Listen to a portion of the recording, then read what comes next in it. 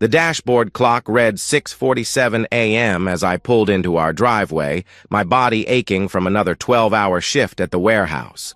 The overtime had been brutal this week, but the extra money would help us catch up on the mortgage and maybe, just maybe, I could surprise Carla with something nice for her birthday next month. She'd been hinting about wanting to redecorate the living room, and I'd been mentally calculating how many extra shifts it would take to make that happen. I sat in my truck for a moment, letting the engine tick as it cooled, watching our little two-bedroom house in the gray morning light.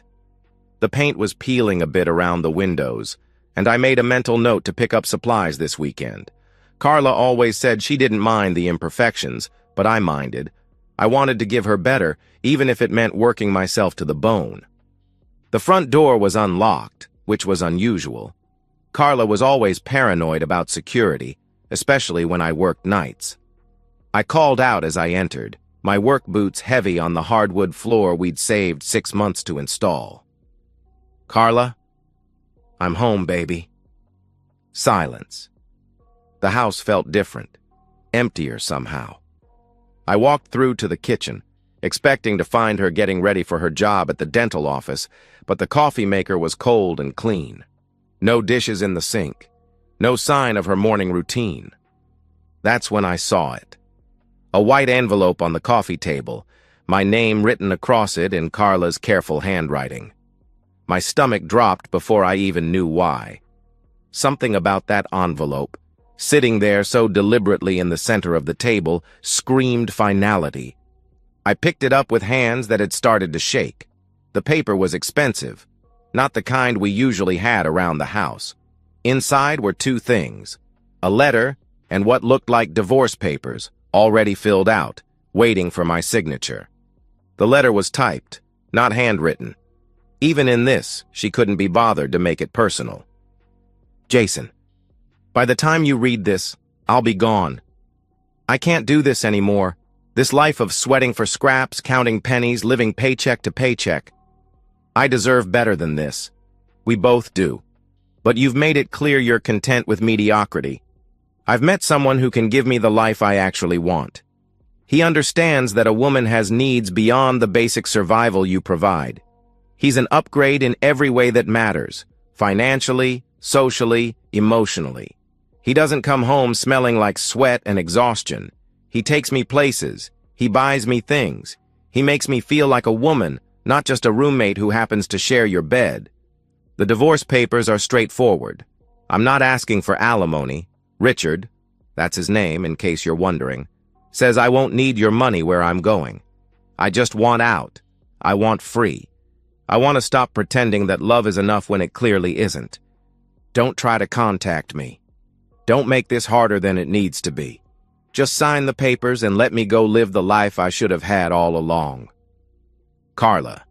P.S. I took some things that were mine. The rest I don't need anymore. I read it twice, 3 times, the words blurring as my hands shook harder. Mediocrity. Upgrade. Basic survival. Each phrase hit like a physical blow. I set the letter down and walked through the house, finally understanding why it felt so empty. Her clothes were gone from our bedroom, her jewelry box, her books, her little decorative touches that had made this place feel like home, all gone.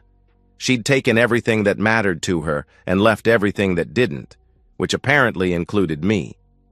I sat back down on the couch, still in my work clothes, still smelling like the warehouse she found so distasteful. The silence was deafening. No morning news, no coffee brewing, no sound of her humming while she got ready. Just me and the wreckage of 12 years together, reduced to a typed letter that read like a business memo. The strangest part was how calm I felt. Not numb. I could feel everything, every sting of her casual cruelty, every echo of late nights I'd worked to save for her birthday while she was apparently planning her escape. But underneath the hurt was something else. A cold, clear recognition that this was who she really was. Not the woman I'd married, not the woman I'd worked myself to exhaustion for, but someone capable of calling our life together sweating for scraps while I was literally working extra shifts to make her happy. The next morning, I signed the divorce papers before my shift. Treated it like any other piece of paperwork because that's all it was to her. By the time she got her upgrade and her new life, I'd already started building mine. The first 6 months were the hardest. I threw myself into work like a man possessed, picking up every overtime shift available. The house was too quiet, too full of spaces where Carla's things used to be, so I stayed at the warehouse until exhaustion was guaranteed.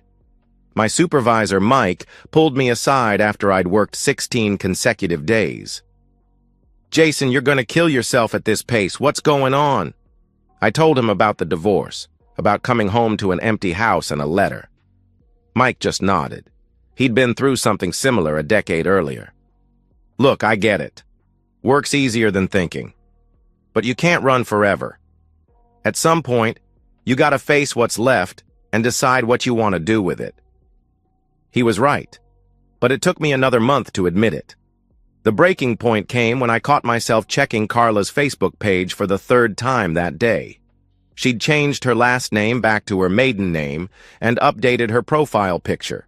Her and some silver-haired guy in expensive clothes at what looked like a country club.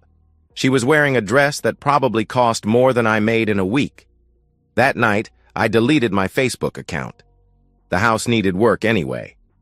I started with the bedroom, painting over the soft yellow Carla had chosen with a deep blue that felt more like me. Room by room, I erased the traces of our shared life and replaced them with something that was entirely mine.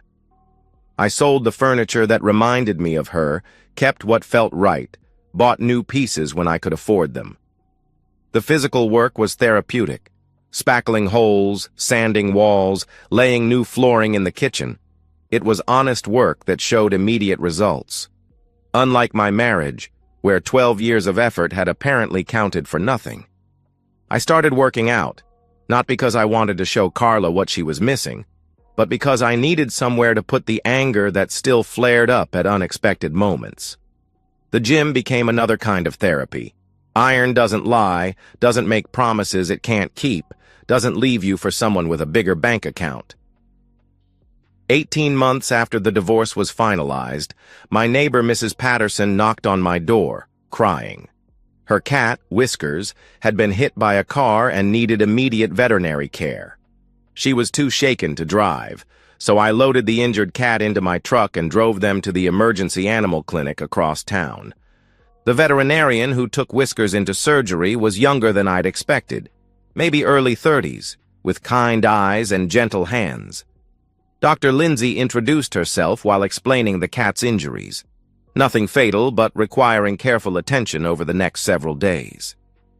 "You're very kind to help your neighbor like this," she said, as we waited for the surgery to finish. "Not everyone would drop everything to help with someone else's emergency. Mrs. Patterson's been a good neighbor for 8 years.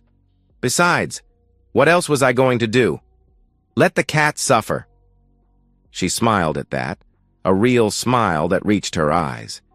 "You'd be surprised how many people would find an excuse." We talked while we waited. She'd grown up in the area, gone to veterinary school in Colorado, came back to open her own practice. She asked what I did for work, and when I told her about the warehouse, she didn't get that polite but distant look I'd grown used to from other professional women. "That must be physically demanding work. Do you enjoy it?" "It's honest work. I'm good at logistics, at solving problems. The company's growing, so there's room for advancement. It's not glamorous, but it pays the bills, and then some." "Honest work is valuable work," she said simply. "Not everyone understands that anymore." When Whiskers came through surgery successfully, Mrs. Patterson cried again, this time from relief. Dr. Lindsay gave me her card. "In case you ever need veterinary services, or if you just want to grab coffee sometime and talk about honest work." Our first date was coffee on a Sunday afternoon. Nothing fancy, just a local place where we could talk without pretense. She told me about the challenges of running her own practice, the satisfaction of helping animals and their families, the long hours that made relationships difficult. I told her about the divorce, about rebuilding my life from scratch, about learning to trust my own judgment again. She actually called your life together's wedding for scraps? Lindsay's expression was genuinely incredulous. That's remarkably cruel. Yeah, well, turns out I married someone who thought love was measured in dollar signs. Took me 12 years to figure that out. Her loss, Lindsay said quietly. Some of us appreciate a man who works hard and treats people with decency. We dated for 8 months before I asked her to move in, another 4 months before I proposed. Nothing rushed, nothing desperate, just two adults who'd both experienced disappointment and chose to build something real together. Lindsay never made me feel inadequate about my job or my income. She appreciated my work ethic, found my quiet consistency attractive, and never once suggested I needed to be someone different to deserve her love. Our wedding was small, family and close friends at a local venue. Nothing extravagant, but everything meaningful. As I watched Lindsay walk down the aisle in a simple but elegant dress, I realized that this was what love actually looked like, choosing each other not for what you could provide or acquire, but for who you were when everything else was stripped away. The irony wasn't lost on me that Carla's betrayal had led me to something infinitely better than what we'd had. But that realization would prove even more significant when the past came knocking on my door. It was a Sunday morning in October, almost exactly 3 years after I'd found that envelope on the coffee table. Lindsay and I were in our routine. Coffee, lazy conversation, the newspaper spread between us on the kitchen table. She was wearing one of my old t-shirts, and her hair was still messy from sleep, and I remember thinking how beautiful she looked in that unguarded moment. The knock on the door was unexpected.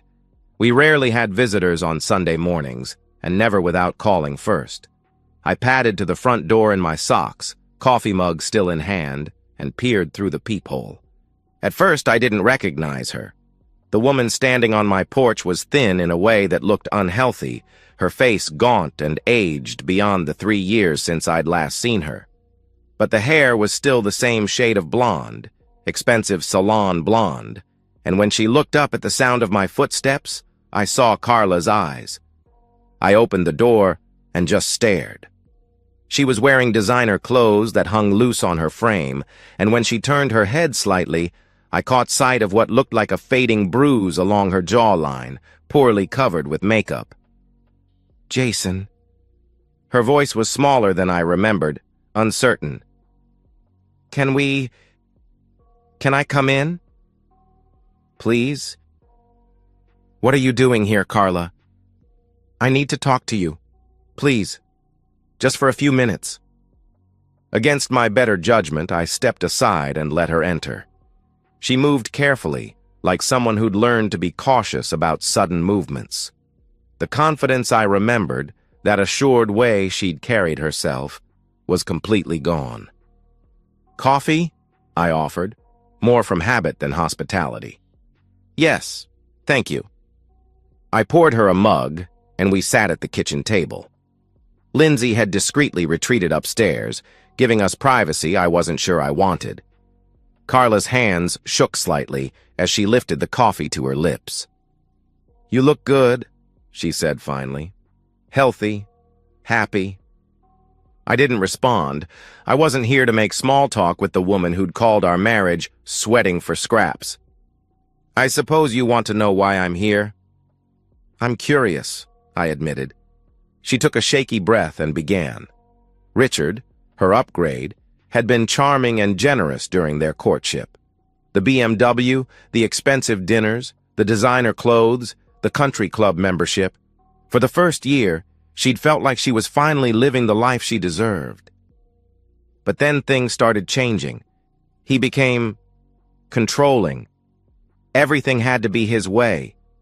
Where we went, who we saw, what I wore. He said since he was paying for everything, I should be grateful and do what made him happy. The controlling behavior escalated. He monitored her phone, her email, her spending, isolated her from friends and family, claiming they were jealous of their success. When she tried to get a job to maintain some independence, he forbade it, saying it reflected poorly on his ability to provide for her. The first time he hit me was about 18 months ago. I'd bought a dress he didn't approve of, said it made me look cheap.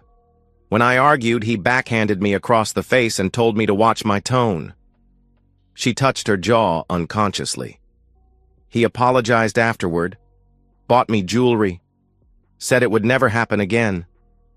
But it did. It got worse. The physical abuse was coupled with systematic emotional destruction. He called her stupid, worthless, a gold digger who should be grateful for his attention. Told her repeatedly that no one else would want damaged goods like her. Cheated on her openly, bringing other women to events and introducing them as his friends while she stood there humiliated. Last month, I turned 35. Apparently that made me too old for him to be seen with in public. He said he was trading up to a younger model. Those were his exact words. Gave me a week to get out of the apartment. I have nothing, Jason. No job history for the past 3 years, no references, no savings because he controlled all the money. He discarded me just like... She paused, seeming to realize what she was about to say. Just like you discarded me, I finished. She flinched but nodded. I know I have no right to be here. I know what I did to you was unforgivable. But I didn't know where else to go. I studied her face, the hollow cheeks, the carefully concealed bruises, the desperate hope in her eyes that I might offer some kind of salvation. Part of me felt satisfaction at seeing her brought low, validation that I'd been right about what truly mattered. But mostly, I just felt sad for the woman who'd chosen status over love and paid the price. I'm sorry that happened to you, Carla. No one deserves to be abused. I made such a terrible mistake, Jason. I threw away the best thing I ever had for fool's gold. You were a good husband. You loved me. You would never have hurt me. No, I wouldn't have. But I also can't go back and be that husband again. She looked up sharply, hope flickering in her eyes. Why not? We were good together once. We could be again. I've learned my lesson. I know what really matters now. Before I could respond, I heard footsteps on the stairs. Lindsay appeared in the kitchen doorway, and the contrast was immediately devastating. Where Carla looked broken and desperate, Lindsay looked healthy and content. She was naturally beautiful in a way that didn't require expensive maintenance, confident in a way that came from inner peace rather than external validation. Sorry to interrupt, Lindsay said gently. I was just getting some water. But she moved to stand beside my chair, her hand resting lightly on my shoulder. Not possessive or territorial, just natural, comfortable, the unconscious gesture of a woman secure in her relationship. Carla stared at Lindsay with growing horror, seeing everything she'd thrown away reflected in this younger, prettier, more accomplished woman who loved me without conditions or reservations. The irony was brutal. Carla had left me for an upgrade, and here was my actual upgrade, better than her in every way that mattered. You're remarried, Carla said, her voice barely a whisper. Yes, this is my wife, Lindsay. Lindsay, this is Carla. Lindsay extended her hand politely. Nice to meet you, Carla. Jason mentioned you sometimes. The casual way she said it, not threatened, not curious, just acknowledging my history the way mature adults do, was another twist of the knife.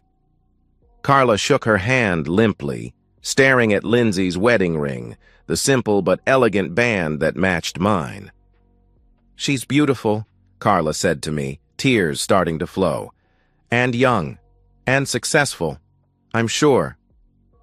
She's a veterinarian, I said, has her own practice. Of course she does. Carla laughed bitterly. Everything I'm not. Carla, I said gently, I think you should go. Please, Jason. I have nowhere else to turn. I know I hurt you, but we had something real once. Doesn't that count for anything? I looked at this broken woman who'd once been my wife, who'd reduced our 12 years together to sweating for scraps in a typed letter, and felt something close to peace. You left me for money, Carla. I found peace. I think we're even now. The finality in my voice seemed to reach her. She stood on unsteady legs, gathering the remnants of her dignity. I suppose I deserve that. Probably. But I'm not trying to hurt you. I'm just being honest about what is. I walked her to the door, Lindsay trailing behind us. On the porch, Carla turned back one more time. I really did love you, you know. I wanted more. I know. But more of what you wanted wasn't what I had to give. Turns out what I had to give was exactly what someone else needed. She nodded, finally understanding. As she walked back toward a beat-up Honda Civic parked at the curb, such a far cry from the BMW I'd seen in her Facebook photos, I felt the last trace of anger leave my system. I closed the door and returned to the kitchen, where Lindsay was refilling our coffee cups. You okay? She asked. Yeah, I really am. And I was. Carla's visit hadn't reopened old wounds. It had simply confirmed how completely they'd healed. The next few minutes unfolded like a slow-motion car crash. Carla remained frozen on the porch, staring at Lindsay with the expression of someone watching their worst fears materialize. Lindsay, completely comfortable in her pajamas and bare feet, moved through our kitchen with the easy familiarity of someone who belonged there completely. Would you like me to make breakfast? Lindsay asked me, already reaching for the eggs. I was thinking pancakes since it's Sunday. The domesticity of it was crushing. Here was everything Carla had walked away from. Sunday morning breakfasts, comfortable silences, a partner who wanted to take care of you simply because they loved you, embodied in a woman who was objectively superior to her in every way. That sounds perfect, I said, meaning it. Thank you. Carla watched this exchange with growing desperation. Jason, please, can't we at least talk privately? There's so much I need to say to you. Carla, I think you've said what you came to say. No, you don't understand. I've realized what I lost. What we had was special. It was real. I was young and stupid, and I made the worst mistake of my life. Lindsay glanced over from where she was mixing pancake batter, not with jealousy or insecurity, but with something closer to pity. She could see what I saw, a desperate woman trying to reclaim something she'd voluntarily destroyed. The mistake wasn't leaving me, I said quietly. The mistake was how you left me. What you said about our life together. If you'd just said you weren't happy, if you'd asked to try counseling, if you'd shown any respect for what we'd built together, things might have been different. I can show you that respect now. I can appreciate what you gave me. I was immature then, but I've grown up. I've learned what really matters. Have you? I asked. Or have you just learned that the alternative was worse? The question hung in the air between us. Carla's mouth opened and closed, but no answer came, because we both knew the truth. She hadn't gained wisdom. She'd simply run out of options. Lindsay started cooking, the sound of pancakes hitting the griddle filling the uncomfortable silence. The smell was warm and homey, another reminder of the life Carla had dismissed as inadequate. She's everything I'm not, isn't she? Carla said, her voice hollow. Younger, prettier, more successful, and she loves you for who you are, not what you can give her. Yes, I said simply. She does. The irony is perfect, isn't it? I left you for an upgrade, and you actually found one. A real one. I looked at Lindsay, who was humming softly while she cooked, completely at peace in our shared life, and felt a wave of gratitude so strong it almost knocked me over.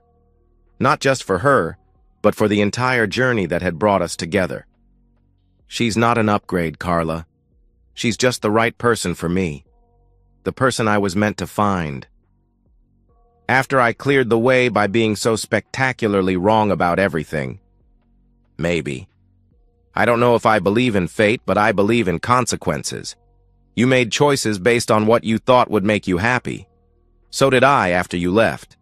We both got what those choices deserved. Carla sank into one of the porch chairs, the fight going out of her completely. I used to mock your contentment, you know. Called it settling. Told my friends you had no ambition, no drive to be better. I thought happiness had to cost something, had to be earned through sacrifice and competition. And now? I asked. Now I understand that what you had, what we had, was priceless. And I traded it for fool's gold that turned to poison in my hands. Lindsay appeared with a plate of pancakes, offering them to Carla with genuine kindness. You look like you could use some breakfast. The gesture was so gentle, so unguarded, that Carla began crying again. This woman had every reason to be territorial, protective, even cruel. But instead she was offering food and comfort to the person who'd hurt her husband. It was exactly the kind of thing I would have done, the kind of basic human decency that had attracted Lindsay to me in the first place. I can't, Carla whispered. I can't take your kindness. I don't deserve it. Maybe not, Lindsay said gently, but you need it, and sometimes that's enough.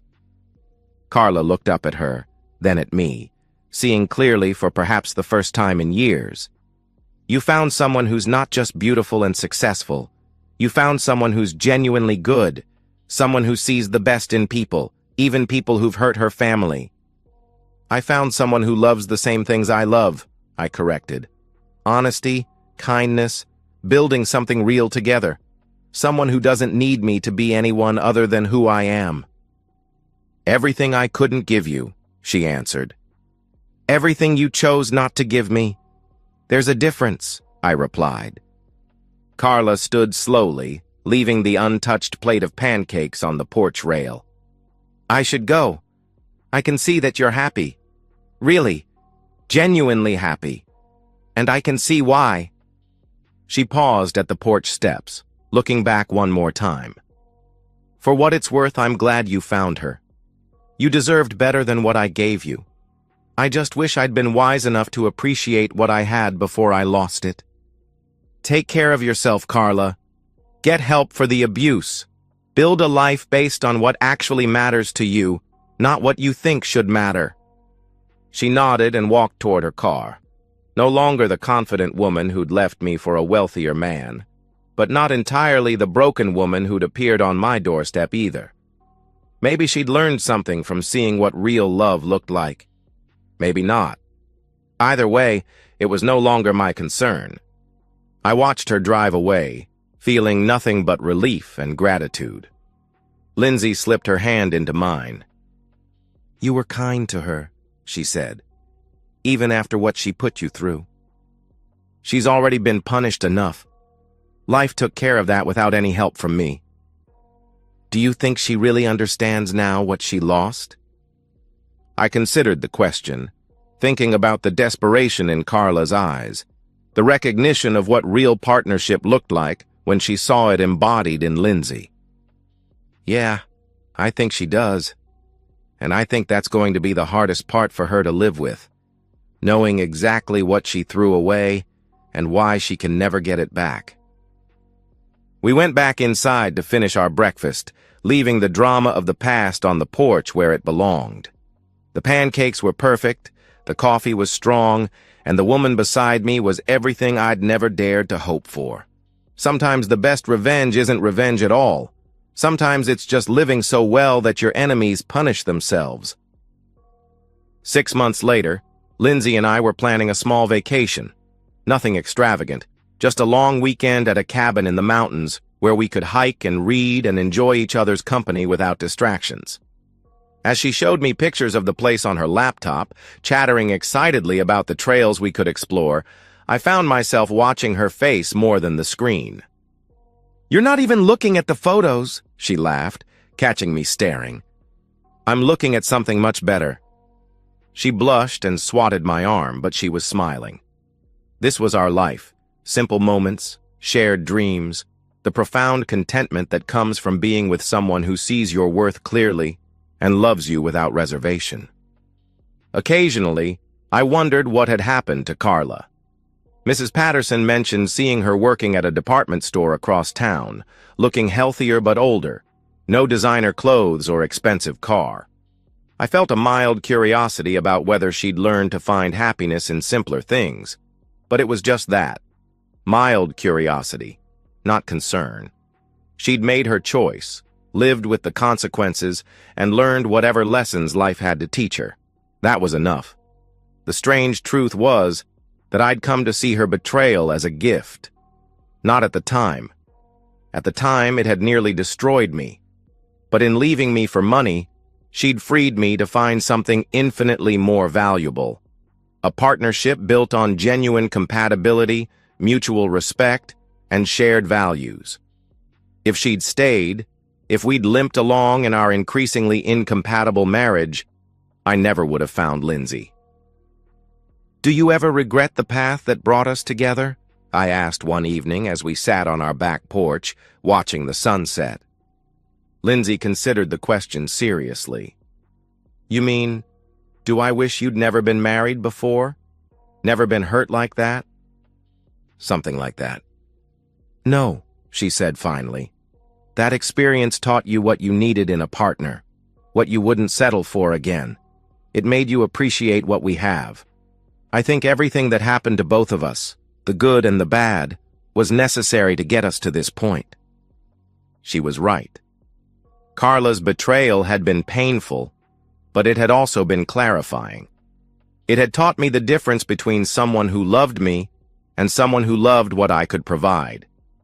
It had shown me the value of loyalty, of partnership, of choosing each other every day not because you had to, but because you wanted to. The best revenge, I'd learned, wasn't destroying your enemies. It was building a life so fulfilling that their absence became a blessing. Carla had done me a favor by leaving, though it had taken years to understand that. Her betrayal had led me to truth, to genuine love, to a woman who found my quiet strength attractive rather than inadequate. As Lindsay leaned against my shoulder, comfortable in the silence we shared, I realized that victory wasn't about making someone else lose. It was about recognizing what you'd won. And I'd won everything that actually mattered. Sometimes the most devastating revenge is no revenge at all, just the natural consequences of people's choices played out over time, while you build something beautiful with someone who knows your worth. And so, we've reached the end of today's story. Was it what you expected, or did it take a twist you didn't see coming? I'm curious to hear your thoughts. Share them in the comments below, and let's get a conversation going. If this story kept you hooked, make sure to hit that like button. And if you're new here or just haven't subscribed yet, now's the perfect time to join our community. I bring you fresh, captivating stories every day, so click that subscribe button and turn on notifications so you never miss out. Thanks for watching, and I'll see you in the next one.